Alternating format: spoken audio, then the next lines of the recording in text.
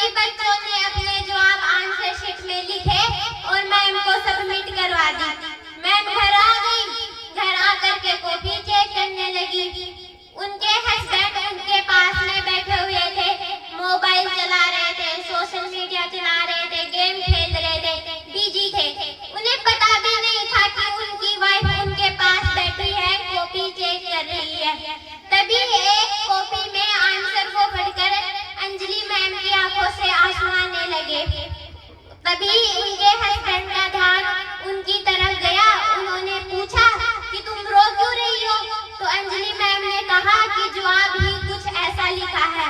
तो उनके हस्बैंड ने पूछा, ऐसा क्या लिखा है जिसे तुम रो रही हो? ऐसा कौन सा टॉपिक था जिससे तुम इतनी परेशान हो गई हो, इतनी इमोशनल हो गई हो?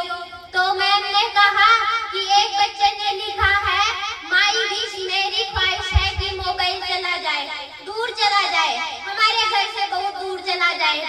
तब उन्होंने कहा कि मेरी विश है कि मैं मोबाइल बनना चाहता हूँ, क्योंकि आपको जादू आता है तो मुझे जादू सिखा दीजिए।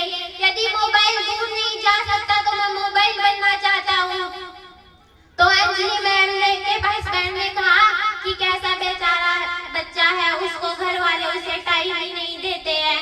तो उन्होंने उस बच्चे का नाम पूछा।